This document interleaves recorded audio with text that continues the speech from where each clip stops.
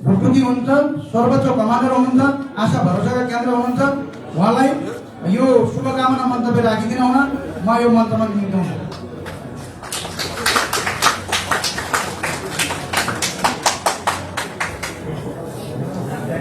धन्यवाद उद्घोष कमरेडलाई।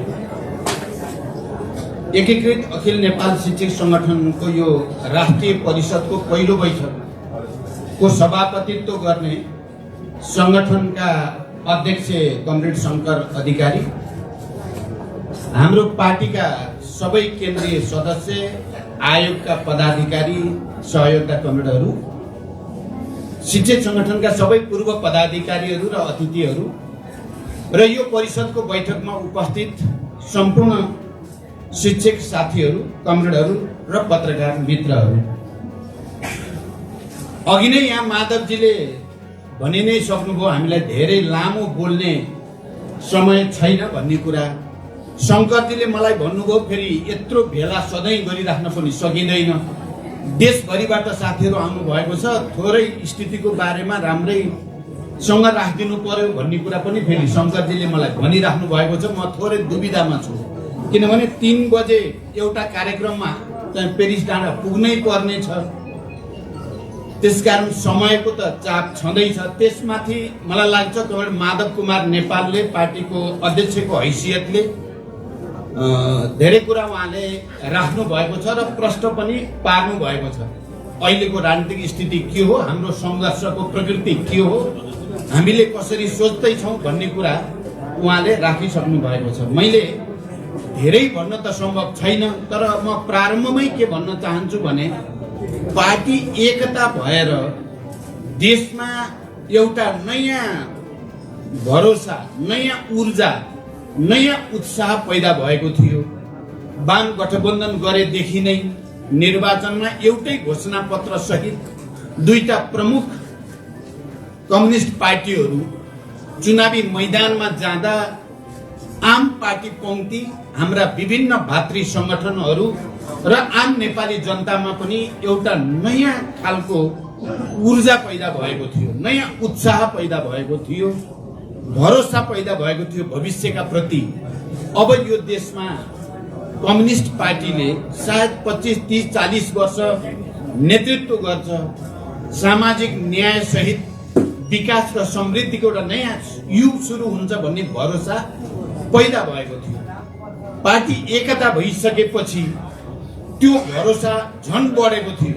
चुनावको बेलामा जनताले जो अनुमोदन गरेको थियो गठबन्धनलाई, घोषणा पत्रलाई र पार्टी एकताको संकल्पलाई, त्यो संकल्प अनुसार नै पार्टी एकता सम्पन्न गरिएपछि झन भरोसा बढेको थियो। मलाई लाग्छ तपाईँ सबै शिक्षक साथीहरूलाई यो कुरा राम्रोसँग थाहा छ। तर दुर्भाग्य हामीले 3 महिनाभित्र सक्ने भनेको पार्टी एकताको प्रक्रिया 3 वर्ष हुँदा पनि सकिएन। 2 वर्षमा सम्पन्न गर्ने भनेको महाधिवेशनको त छेउटुप्पो नै फेला पारिएन। कता हो कता, बरु 3 वर्ष पुग्दा नपुग्दै पार्टी विभाजित भयो। यो एउटा दुर्भाग्यपूर्ण स्थितिको सामना हामीले अहिले गर्नु परेको छ। बाध्यतापूर्वक हामीले चाहँदै नचाहेको, सोच्दै नसोचेको कुराको सामना अहिले गर्नु परेको छ र त्यो परिस्थितिमा तपाईँ एकीकृत अखिल नेपाल शिक्षक संगठनको यो राष्ट्रिय परिषदको बैठक बस्दै हुनुहुन्छ। त्यसकारण मेरो विचारमा यो बैठक सामान्य अवस्थामा बसेको एउटा औपचारिक र सामान्य बैठक होइन। यो असाधारण देशको राजनीतिक परिस्थितिमा बोलाइएको असाधारण प्रकृतिकै राष्ट्रिय परिषदको बैठक। तपाईँ देशभरिका शिक्षक मोर्चामा कार्यरत अगुवा नेता कार्यकर्ताहरूको यो जमघट हो भन्ने मैले बुझेको छु। राष्ट्रिय परिषद भनेपछि स्वतः नै अगुवाहरूकै यो जमघटको रूपमा पनि रहेको छ। त्यसकारण म पार्टीको तर्फबाट तपाईहरुले उचित समय अवधिमा ठिक समय रोजेर यो महत्त्वपूर्ण बैठकको आयोजना गर्नु भएको छ र यो बैठकबाट केही महत्त्वपूर्ण निर्णय र संकल्प सहित देशमा देखा परेको राजनीतिक संकट समाधानमा योगदान पुर्याउन तपाईहरुको भूमिका रहन्छ भन्ने म विश्वास व्यक्त गर्न चाहन्छु र तपाईहरुको यो परिषदको बैठकको पूर्ण सफलताको लागि शुभकामना भन्न चाहन्छु। दोस्रो कुरा, यो हामीले पटक पटक भन्दै आएकै कुरा हो, नेपालमा राजनीतिक आन्दोलन सामान्य रूपले र विशेष रूपले कम्युनिस्ट आन्दोलनलाई जनव्यापी बनाउनमा नेपालका शिक्षकहरूको भूमिका अग्रणी छ र कम्युनिस्ट पार्टीका र अन्य पार्टीका पनि नेता पंक्तिहरूको ठूलो हिस्सा शिक्षकबाटै आएका छन्। म आफै झन्डै 2.5-3 वर्ष शिक्षण पेशा गरेर अनि होल टाइमर भएको हुँ र त्यस्ता साथीहरू केन्द्रीय समितिमा, पार्टीको केन्द्रीय समितिमा अत्यधिक ठूलो संख्या छ। यसले के देखाउँछ भने नेपालको राजनीतिक आन्दोलन र कम्युनिस्ट आन्दोलन शिक्षकहरूको भूमिकाद्वारा, शिक्षकहरूको योगदानद्वारा नै स्थापित भएको छ, जनव्यापी भएको छ। नेपाल हामी सबैलाई थाहा छ मध्यम वर्ग र निम्न मध्यम वर्गका मान्छेहरूको बाहुल्य भएको देश हो र मध्यम वर्ग, निम्न मध्यम वर्गसँग प्रत्यक्ष सरोकार सम्बन्ध दैनिक जीवनका तमाम क्रियाकलापमा शिक्षकहरूकै सबभन्दा बढी सम्बन्ध कायम भएको हुन्छ र शिक्षकहरूप्रति जनताको, किनकि उनका छोराछोरीहरूलाई शिक्षा दीक्षा दिने कर्मका कारणले आम श्रमजीवी जनता, मजदुर किसानहरूको, सबै उत्पीडित वर्गको शिक्षकहरूप्रति एक किसिमको भरोसा, आफ्ना बाल बच्चाको भविष्य निर्माताको रूपमा र एउटा शैक्षिक रूपले चेतनशील समुदायको हिसाबले जनताको भरोसा शिक्षकहरूमाथि स्वभावैले हुन्छ भएको इतिहास दुनियाँभरि पनि छ, नेपालमा पनि छ। त्यसमाथि शिक्षकहरू फेरि अरू विकसित देश जस्तो नेपालमा विशेष सुविधा सम्पन्न भन्ने शिक्षकहरूलाई छैन। अरू देशमा हेर्यो भने विद्यालयमा पढाउने शिक्षकहरू या शिक्षा क्षेत्रसँग सम्बन्धित काम गर्ने मान्छेहरू या कलेजमा, युनिभर्सिटीमा पढाउने प्राध्यापकहरूलाई राज्यले अलि धेरै नै महत्त्व दिएको हुन्छ। महत्त्वपूर्ण राजनैतिक नियुक्ति गर्नु पर्यो, एकाडेमिक नियुक्तिहरू गर्नु पर्यो भने विद्यालय, कलेज, विश्वविद्यालयमा पढाउने शिक्षकहरूलाई पहिलो प्राथमिकता दिइन्छ र उनीहरू नियुक्ति हुन्छन्। तर नेपालमा शिक्षकहरू भनेको चाहिँ अलि अन्त कहीँ जागिर नपाएपछि अरू चाहिँ कर्मचारी तन्त्रभित्र या टेक्निकल क्षेत्रमा पनि त्यहाँ चाहिँ नभेटिएपछि या नपाएपछि अनि शिक्षक भनेर शिक्षकलाई दोस्रो दर्जाको नागरिक जस्तो, दोस्रो दर्जाको कर्मचारी जस्तो गर्ने हेर्ने हामी कहाँ लामो समयदेखि सामन्ती राज्यले त्यो संस्कार बसायो। त्यसकारण शिक्षकहरू भनेको स्वयंमा फेरि यो चाहिँ शैक्षिक समुदायभित्र अलि अन्यायमा परेको, विभेदमा परेको, अपमान भोग्न परेको र अनि केही न केही माथिल्लो तहबाट, राज्यबाट थिचोमिचो गरिएको समुदाय पनि भयो। मैले यो दुईटा कारण भने, मलाई लाग्छ तपाईहरुले यो कुरा दिनदिनै महसुस गर्नुभएकै छ। एकातिर जनतासँग प्रत्यक्ष सम्बन्ध हुनुको नाताले, अर्कोतिर आफू स्वयं अपमानित र अलि दोस्रो दर्जाको जस्तो जीवन बाँच्न बाध्य भएको कारणले क्रान्तिकारी विचारप्रति, क्रान्तिकारी सिद्धान्तप्रति, क्रान्तिप्रति, परिवर्तन र प्रगतिप्रति तपाईहरुको शिक्षकहरूको आम रूपमा लगाव त्यतापट्टि हुनु बिल्कुल वैज्ञानिक कुरा हो। त्यो कसैको मनोगत इच्छाको कारणले भएको होइन, त्यो वस्तुगत आवश्यकताले नै शिक्षक समुदायलाई प्रगतिशील वामपन्थी र क्रान्तिकारी विचारतिर आकर्षित गर्यो र त्यो विचारतिर आकर्षित भइसकेपछि अनि यो समुदायले जनतालाई पनि संगठित गर्ने, आन्दोलित गर्ने, परिचालित गर्ने, चेतनशील बनाउने यो अभियान चाहिँ हामी कहाँ सुरुदेखि नै चल्दै आयो। त्यसकारण शिक्षकहरूको कम्युनिस्ट आन्दोलनसँग, कम्युनिस्ट मात्रै होइन लोकतान्त्रिक राजनैतिक आन्दोलनसँग प्रत्यक्ष लगाव छ, प्रत्यक्ष योगदान छ। त्यसको सम्मान राजनीतिक नेतृत्वले, राज्यले जति गर्नुपर्ने हो त्यति गर्न सकेको छैन, सकिएको छैन। म तपाईहरुको अगाडि बडो प्रष्ट शब्दमा भन्न चाहन्छु, धेरै हुनुपर्ने हो। नेपाल अहिले सङ्घीय लोकतान्त्रिक गणतन्त्रसम्म ल्याइ पुर्याउनमा शिक्षक समुदायले देशव्यापी रूपमा खेलेको भूमिकाको जति कदर हुनुपर्ने हो र शिक्षकहरूको हक हित अधिकार स्थापित गर्न, त्यसलाई विकसित गर्न, शिक्षा नीतिलाई पनि वैज्ञानिक बनाउन जति राज्यले मेहनत गर्नुपर्ने, पहल गर्नुपर्ने हो त्यो चाहिँ भएको छैन। म यो कुरा तपाईहरुको अगाडि प्रष्टै भन्न चाहन्छु।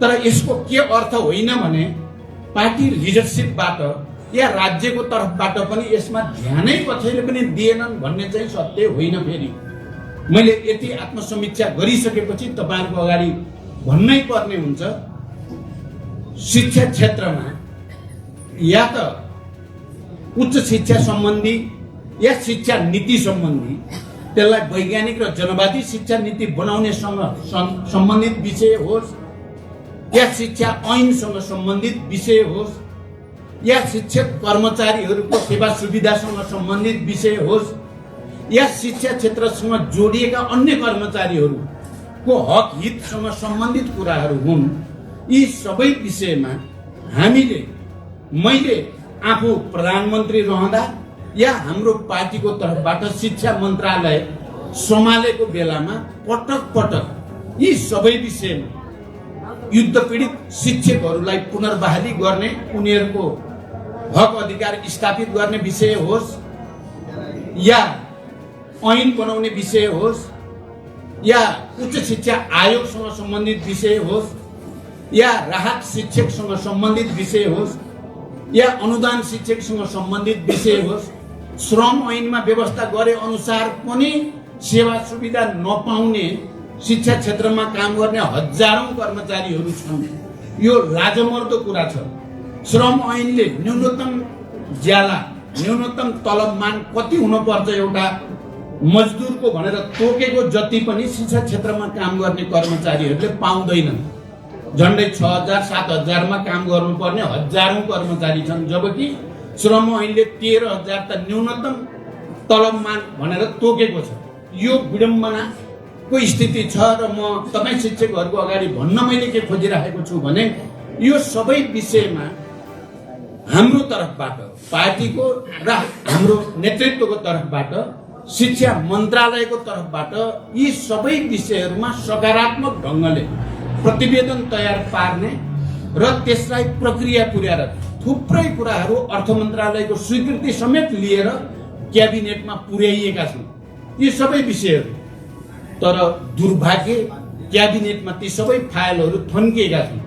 अरू अर्थबाट स्वीकृति प्राप्त भएर गएका कुराहरू, आयोगबाट सर्वसम्मतले निर्णय भएर गएका कुराहरू पनि क्याबिनेटमा गएर ती फाइलहरू थन्किएका छन्। अब मैले यसो भन्दा केपी प्रति बढी चाहिँ तपाईको चाहिँ रिस गरे जस्तो, प्रतिशोध सार्न खाजा जस्तो देखिन पनि सक्छ। तर यथार्थ के हो भने केपी ओली नै शिक्षा क्षेत्रमा सुधार गर्न रोक्ने त्यहाँ शिक्षा मन्त्रालयबाट प्रयास नभएको होइन। अहिले भर्खरै शिक्षा मन्त्री गिरिराज मणि पोखरेल जो अहिले अब निवर्तमान हुनुभयो, उहाँको तर्फबाट पनि हामीले पटक पटक उहाँलाई सुझाव दिएको, हामीले त्यसको निम्ति मेहनत गरेको र ती सबै सेवा सुविधासँग सम्बन्धित कुराहरू, हक अधिकारसँग सम्बन्धित कुराहरू हुन्, यो सबैमा सकारात्मक र रचनात्मक ढङ्गले सुझावहरू, प्रतिवेदनहरू प्रस्तुत गरिएका छन्।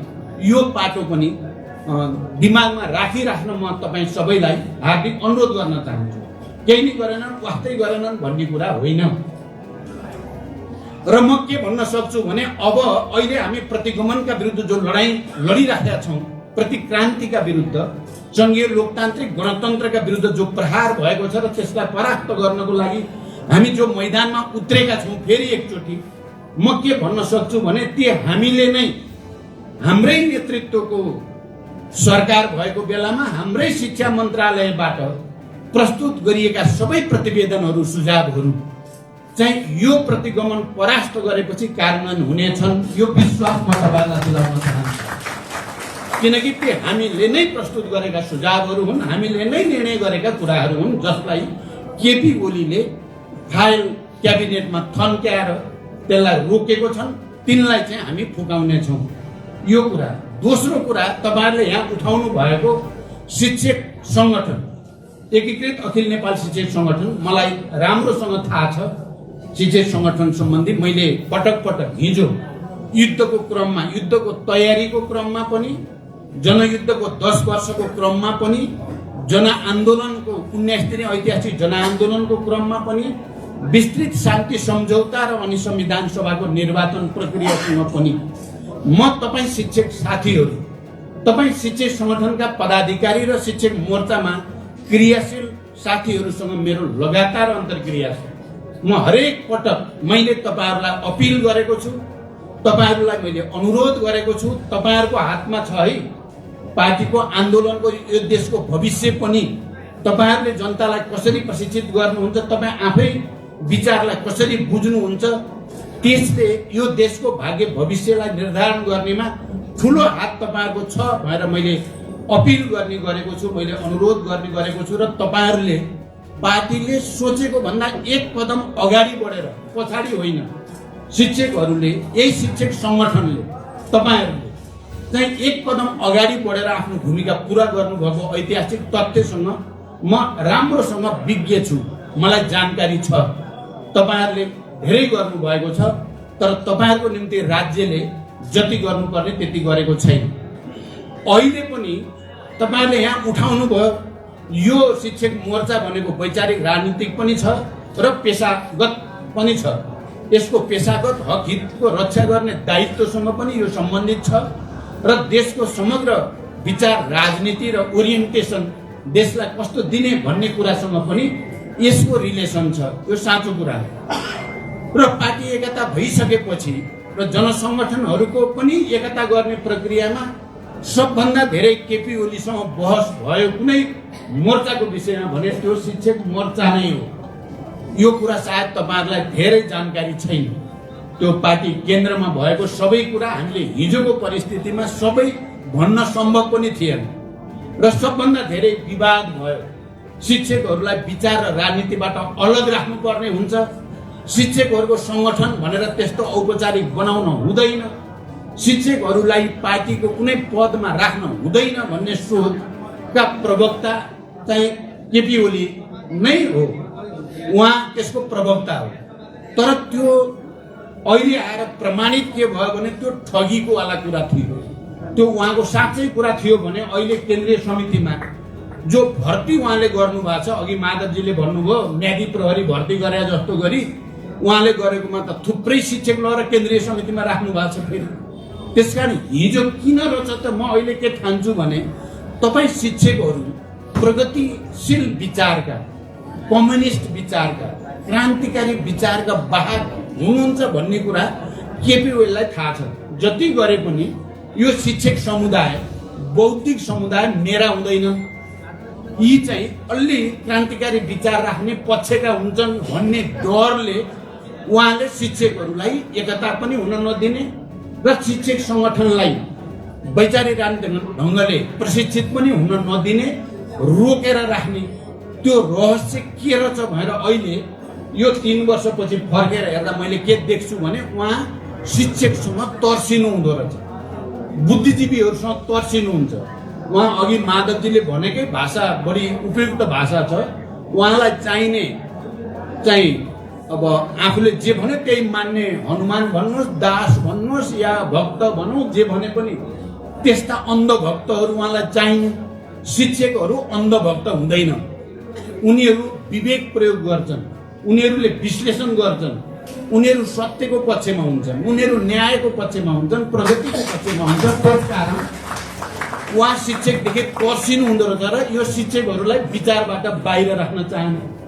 यही कारणले, अरू कुनै कारण छैन के म पार्टीको अध्यक्ष, तपाईँहरूको शिक्षक सङ्गठनका प्रत्येक कार्यक्रममा मौका पाएसम्म म उपस्थित हुने गरेको छु। म तपाईँहरूसँग अन्तर्क्रिया गर्ने गरेको छु। मैले एकता गराउन मैले ढिलो गर्न चाहन्थेँ होला त, मैले छिटो एकताबद्ध होस् र शिक्षकहरूलाई एउटा मोर्चाको रूपमा राजनैतिक र वैचारिक ढङ्गले पनि ओरिएन्टेसन दिइयोस् र संगठनात्मक रूपले पनि एउटा सञ्जाल देशव्यापी रूपमा तयार होस् भन्ने नै मेरो चाहना हो। धेरै दिनसम्म लडाइँ झगडा हुँदा हुँदा त्यसपछि त शिक्षक सङ्गठनको कुरा के भन्ने र शिक्षक सङ्गठनको दोस्रो दर्जामा गयो पार्टी नै एकता हुन छोड्यो पार्टी एकताको कुनै पनि प्रक्रिया रोकिए हाम्रो विष्णु पुकार श्रेष्ठ यहाँ हुनुहुन्छ उहाँ निर्वाचन आयोगको प्रमुख हुनुहुन्छ तर त्यो निर्वाचन आयोग चाहिँ उहाँ प्रमुख हुनुहुन्छ अर्को एकजना उपप्रमुख हुनुहुन्छ के अरे सचिव हुनुहुन्छ त्यसपछि त्योभन्दा अगाडि बढेन केन्द्रीय आयोगहरू नै बनेनन् हाम्रा पार्टी एकतासँग सम्बन्धित जनसङ्गठनका कुनै पनि सङ्गठनले पूर्णता पाएको छैन पाएन भने अनि शिक्षक मात्रैको लागि झगडा गर्ने पनि सिद्धियो त्यसकारण यो झगडा विचारकै झगडा थियो यो लाइनकै कुरा थियो यो प्रवृत्तिकै कुरा थियो त्यसकारण त्यो प्रवृत्तिको लडाईँ अगाडि आउनु थियो आयो गलत प्रवृत्ति एक्सपोज हुनु थियो भयो मैले सधैँ भन्ने गरेको छु केपीजीले जसरी प्रतिगमन गर्ने र संविधानलाई कुल्चिने काम गर्नुभयो प्रतिक्रान्तिको वकालत गर्न थाल्नुभयो उहाँले बाजी हार्नुभयो भनेको छु मैले उहाँ कलङ्कित पनि हुनुभयो इतिहासमा र उहाँले जित्ने कुनै सम्भावना छैन हामी जहाँ उभियौँ नि फेरि संविधानको पक्षमा लोकतन्त्रको पक्षमा गणतन्त्रको पक्षमा संघीयता र समावेशी समानुपातिकताको पक्षमा शान्ति र समृद्धिको पक्षमा हामी उभियौँ त्यहाँ हामीले लडाईँ जित्यौँ अब उहाँले एकपछि अर्को हार्नु बाहेक उहाँसँग विकल्प छैन हामी चाहिँ डरसँग उभिँदा हाम्रो जित कसैले रोक्नै सक्दैन हामी विजयी हुन्छौँ यही आजको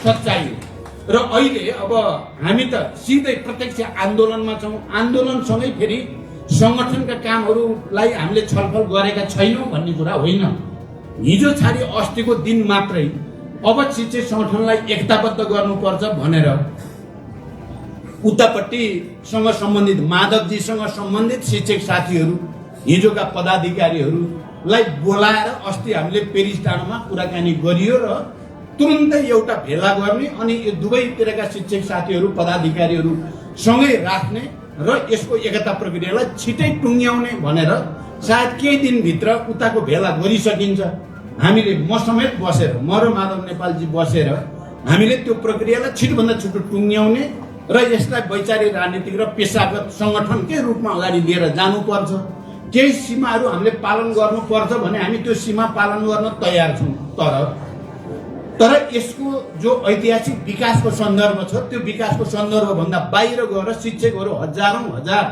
लाखौँ शिक्षकहरूलाई देश निर्माणको अभियान शिक्षा क्षेत्रमा सुधारको महान अभियानबाट अलग गर्ने र त्यो सबै एकजना व्यक्तिले आफ्नो हातमा लिएर निरङ्कुशता लाग्ने जो प्रक्रिया हो त्यसलाई परास्त गर्न हामी सङ्कल्पबद्ध छौँ साथीहरू मैले भन्न चाहने पहिलो र मुख्य कुरा यही नै हो अब हामी त्यो दिशामा छौँ म तपाईँहरूलाई किन पनि पार्टीको अध्यक्षको हैसियतले धन्यवाद भन्न चाहन्छु भने यो लथालिङ्ग भएको पार्टी नै लथालिङ्ग भएको राजनीति नै सङ्कटमा परेको बेलामा पनि तपाईँ एकीकृत अखिल नेपाल शिक्षक सङ्गठन अनि यो साझा के अरे शिक्षक महासङ्घ नेपाल शिक्षक महासङ्घले कुनै न कुनै रूपमा शिक्षकहरूको भूमिकालाई शिक्षकहरूको संरक्षण गर्ने कुरालाई र मुख्यतः एकीकृत अखिल नेपाल शिक्षक सङ्गठनले यति धेरै शिक्षकहरूलाई सङ्गठित गरिराख्ने यो सङ्कटको घडीमा पनि तपाईँहरूले जसरी आफूलाई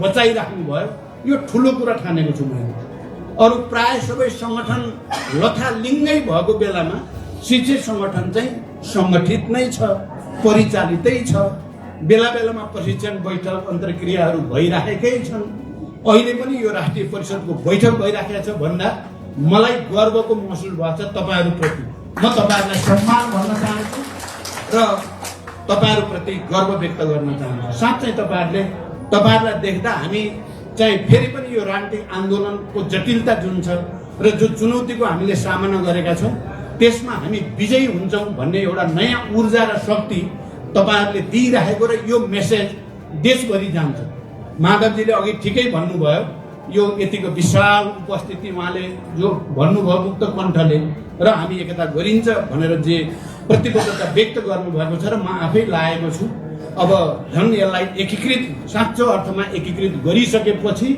यो सङ्गठन देशको जनसङ्गठनहरूमध्ये ट्रेड युनियन मध्ये सबभन्दा शक्तिशाली ट्रेड युनियन हुनेछ सङ्गठन हुनेछ र यसले देशको राजनीतिमा कहीँ कतै कसैले बदमासी गर्न खोज्यो भने त्यसका विरुद्ध खबरदारी गर्ने एउटा यस्तो अझै शक्ति यो बन्नेछ भन्ने विश्वास पनि म व्यक्त गर्न चाहन्छु। कारण तपाईँहरूले बिल्कुल हिम्मत हार्नुपर्ने कुरा छैन। तपाईँहरूले आफैभित्र एउटा नयाँ उत्साह भनौँ, नयाँ ऊर्जा सहित अगाडि बढ्ने आवश्यकता छ।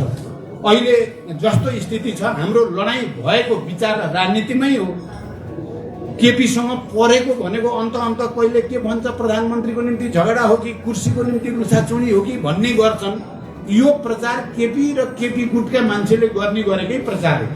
यो प्रचार प्रतिक्रियावादी र अवसरवादीहरूले गर्ने गरेको प्रचार हो। हामी पदको निम्ति होइन, हामी विचारको निम्ति, सिद्धान्तको निम्ति, सिस्टमको निम्ति, प्रणालीको निम्ति हाम्रो लडाइँ हो। सुरुदेखि परेको केमा हो त? किनभने पार्टी भनेको, आन्दोलन भनेको एउटा त विचारद्वारा निर्देशित हुन्छ, निश्चित विचार र राजनीतिक कार्यदिशाद्वारा निर्देशित हुन्छ पार्टी। हामीसँग अहिले त्यो निश्चित विचार र राजनीतिक कार्यदिशा भनेको चाहिँ राजनीतिक प्रतिवेदन हो। राजनीतिक प्रतिवेदन नै यति बेला पार्टीलाई एकीकृत गर्ने, पार्टीको राजनीतिक सोचलाई दिशा निर्देश गर्ने एकमात्र दस्तावेज भनेको हाम्रो राजनीतिक प्रतिवेदन हो। तर त्यो राजनीतिक प्रतिवेदनमा मार्क्सवाद लेनिनवादको बारेमा, पार्टीको तात्कालिक राजनीतिक कार्यदिशा समाजवाद उन्मुख जनताको जनवादको बारेमा, अनि हिजोको एमालेको बहुदलीय जनवाद, जनताको बहुदलीय जनवाद र मदन भण्डारीको भूमिकाको बारेमा, अनि हिजोको जनयुद्ध माओवादी जनयुद्ध र माओवादी आन्दोलन र प्रचण्डको भूमिकाको बारेमा राजनीतिक प्रतिवेदन बडो प्रष्टसँगै लेखिएको छ। र आउने महाधिवेशन हामी कसरी जाने भन्ने कुरा पनि लेखिएको छ। ठिक त्यही राजनीतिक विचार र कार्यदिशामाथि नै केपीले पार्टी एकता भएदेखि नै प्रहार गरेपछि हाम्रो सङ्घर्षको सुरुवात त्यही बिन्दुबाट भएको हो। यसमा दुविधामा पर्नुपर्ने, के होला भन्नुपर्ने केही कारण छैन। मैले त पार्टी एकता बचाउन, त्यो राजनीतिक प्रतिवेदन र हाम्रो विधानमा गरिएको व्यवस्थालाई बचाउनको लागि त बरु पद छोड्दै हिँडे हो मैले त। तपाईँहरूले यदि भने प्रधानमन्त्री नै बरु चाहिँ 5 वर्ष खानुहोस्, बराबरी भए पनि म छोडिदिन्छु, मलाई पार्टी चलाउन दिए पुग्छ भन्ने मान्छे हो म चाहिँ। म पार्टीमा दुःख गर्छु देशभरि भन्दा पनि सुख नपाएको मान्छे हो नि म। अनि पदको निम्ति झगडा गरेको भन्ने त यो आन्दोलनलाई, हाम्रो विचारलाई, हाम्रो सङ्गठनलाई बदनाम गर्ने नियोजित षड्यन्त्रको द्योतक हो। यो कुरा तपाईँ शिक्षक साथीहरूले बुझ्न जरुरी छ र बुझाउन पनि जरुरी छ, अरूलाई बुझाउन पनि जरुरी छ। किनकि यो प्रतिक्रान्ति गर्नको लागि क्रान्तिकारी विचारलाई भुत्ते बनाइदिने, क्रान्तिकारी विचारलाई निस्तेज गरिदिने, क्रान्तिकारी नेतृत्वलाई कसरी सकिन्छ बदनाम गरिदिने, जति धेरै बदनाम गर्न सक्यो क्रान्तिकारी नेतृत्वलाई त्यति प्रतिक्रान्तिको आधार बन्दै जान्छ। त्यसो भएर यो कुरामा देशभित्र र बाहिरका सबै सामन्ती तत्त्वहरू, प्रतिक्रियावादी दलालहरू सबै यसमा सचेत छन्। र हाम्रो वर्गले, हाम्रा विचारका पक्षपोषकहरूले यो सच्चाइलाई बुझ्न सकिएन भने त हामीले हार्छौँ लडाइँ, हामीले हार्ने खतरा पैदा हुन्छ। त्यसकारण यो पदको लडाइँ पनि होइन, यो व्यक्तिगत कुर्सीको छिनाझप्टीको कुरा पनि होइन, यो विचार सिद्धान्त आदर्श निष्ठाको कुरा हो। यो अग्रगमन र प्रतिगमनको लडाइँको कुरा हो। यो कुरा नै अहिले मैले भन्ने गरेको छु। हामीलाई खुसी छ। हामीलाई खुसी के छ भने हामी जनताको पक्षमा गयौँ, हामी राष्ट्रको पक्षमा गयौँ, हामी लोकतन्त्रको पक्षमा गयौँ, हामी संहिताको र समावेशिताको पक्षमा गयौँ, हामी जनतासँग जोडियौँ। त्यसकारण हामीलाई गर्व छ। सडकमा हामीलाई गर्व छ। केपी जनताबाट टाढा गए, लोकतन्त्रबाट टाढा गए, गणतन्त्रबाट टाढा गए, संहिताबाट टाढा गए र अनि संविधानलाई घात गर्ने चाहिँ कुत्सित मनसातिर गए। त्यसकारण उनले हारे। अहिलेको लडाइँ यही नै हो। यो दुविधा बनाउन जो खोजेका छन्, भ्रम छर्न खोजेका छन्, त्यसलाई तपाईँहरू सबैले सङ्गठित रूपमा चिर्न भूमिका खेल्नुपर्छ भन्ने म ठान्छु। र हामी के देख्छौँ भने हुन त यो शान्ति प्रक्रियामा हामी आउँदा एकछरी मानिसहरूलाई त मन परेको थिएन, शान्ति सम्झौतै मन परेको थिएन, उनीहरू नहोस् भन्ने चाहेका थिए। देशभित्रका सामन्ती तत्त्वहरू पनि विदेशी प्रतिक्रियावादी मध्ये पनि, मैले अहिले नाम लिन परेन, तपाईँहरूले बुझ्नु भएकै छ। तर हाम्रो जनताको तागत यदि बलियो भयो कि त्यसलाई सकेनन् ठेक्न, रोक्न सकेनन्। हामी विजयी भयौँ। शान्ति सम्झौता भयो, संविधान सभा भयो, संघीय लोकतान्त्रिक गणतन्त्र भयो, चुनाव भयो, आदि इत्यादि धेरै चिज भयो। तर प्रत्येक पटक जनताको तागतलाई चुनौती दिन प्रतिक्रियावादले नखोजेका चाहिँ होइनन्। संविधान बनाउने बेलामा दुई पटक संविधान सभाको चुनाव गर्नुपर्ने बाध्यता हामीलाई आइलाग्यो।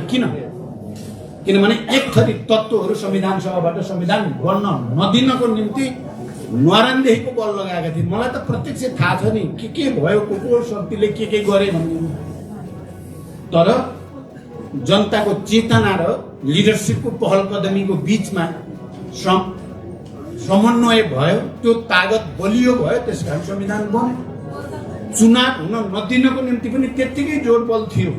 देशमा चुनाव नहोस्, अराजकता अन्यल भइराखोस् भन्ने थियो। म आफै नेतृत्वमा थिएँ त्यति बेला सरकारको।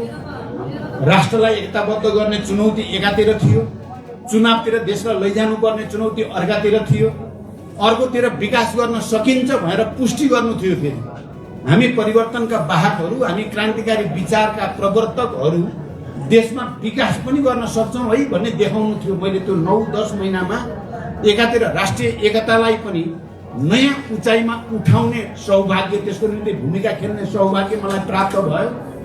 चुनावतिर देशलाई लैजाने सकारात्मक वातावरण बनाउने भूमिका खेल्ने मौका पनि मलाई मिल्यो भने त्यति नै बेला झन्डै 7.5% विकास दर, आर्थिक विकासको दर पुर्याउने 20-25 वर्षपछि एउटा अवसर पनि जुट्यो र हामीले त्यसलाई प्रमाणित गरेका थियौँ। अहिले त्यही चिजलाई भताभुङ्ग पार्ने, त्यही हामीले पनि गर्न सक्छौँ भनेर स्थापित भएको कुरालाई विस्थापित गर्ने षड्यन्त्र भइराखेको छ। संविधान मिचेर संघीय लोकतान्त्रिक गणतन्त्रको हत्या गर्ने प्रयास गरेर कहीँ न कहीँ जनतालाई, जनताको सार्वभौम अधिकारलाई चुनौती दिने कोसिस प्रतिक्रान्तिकारीहरूबाट भएको छ। त्यसकारण 5 गतेबाट नै हामीले लडाईँ सुरु गर्यौँ। यो प्रतिगमनका विरुद्ध, प्रतिक्रान्तिका विरुद्ध हामी सडकमा जानुपर्छ भनेर सुरु गर्यौँ। तपाईँहरूले देख्नु भएको छ। हामीले तपाईँहरूलाई मात्रै अपिल गर्न, अरू साथीहरूलाई सडकमा आउनुहोस् भनेर पर्खेर बसेनौँ। सबभन्दा पहिला हामी लिडरसिप नै, अब जनताको भरोसा जित्नको लागि लिडरसिपै पहिला सडकमा नदेखिकन अरूको विश्वास जित्न सकिँदैन भन्ने मान्यता सहित, हाम्रो आत्मसमीक्षा सहित हामी सडकमा गयौँ।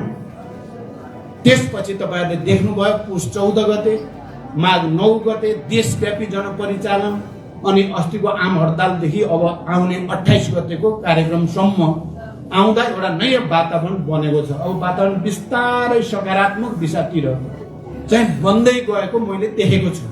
मैले अहिले सबै तथ्याङ्क यहाँ भन्न सम्भव छैन, सायद आवश्यक पनि छैन। वातावरण अब फेरि नेपाली जनताले जित्नेतिर, फेरि प्रतिक्रान्तिकारीहरूले हार्नेतिर वातावरण अगाडि बढेको छ। पछि 28 गतेको कार्यक्रमलाई हामीले ऐतिहासिक रूपले सफल पार्नु छ। र तपाईँ शिक्षक साथीहरू जो यहाँ जुट्नु भएको छ, मलाई लाग्छ तपाईँहरू त 28 गते यसै पनि उसै पनि, भोलि पनि तपाईँहरूको बैठक छ, रहने नै हुनुभयो। तपाईँहरूले चाहिँ यहाँबाट, फोनबाट, अरू तरिकाबाट सम्पर्क गरेर बढीभन्दा बढी जनतालाई उठाउने। किनभने केपी ओली चाहिँ अब रक्षात्मक हुनेतिर गइसक्यो। उनीहरू चाहिँ डिफेन्सिभ हुने वातावरण बनि नै सक्यो। अस्तिको उनीहरूको चाहिँ पहिला धाकधक्कु त धेरै लगाए, तर छिरलेर मान्छे राख्दाखेरि पनि उनकै सेक्युरिटीले चाहिँ 30,000-35,000 भन्दा बढी थिएनन् भनिदिएपछि उनले आफै पछि गाली गरागर भएको देखाएको छु मैले पनि। तर हामी चाहिँ एकताबद्ध भएर एउटा ऐतिहासिक जनप्रदर्शन हामीले गर्नु छ। तपाईँहरू त्यसमा भूमिका खेल्नुहोस् र तपाईँहरूले यहाँ जे उठाउनु भयो नि, शिक्षक मोर्चाबारे पार्टीले ध्यान दिएन भन्ने बारे मैले केही कुरा भने, कमी पनि भने, हामीले गरेका प्रयासहरू पनि भने। हामी आइसकेपछि अब फेरि नयाँ ढङ्गले हामी आउँछौँ। यो लडाइँ जितेर हामी आउँछौँ। हामी आएपछि तपाईँहरूका मुद्दालाई सम्बोधन गर्ने कुरालाई उच्च प्राथमिकतामा राखिनेछ। तपाईँहरूले हिजो जस्तै निरन्तर आन्दोलन र क्रान्तिको प्रगतिको काममा योगदान गरिराख्नुहोस्। यही अपिल र यही शुभकामना भन्दै म बिदा हुन्छु। धन्यवाद।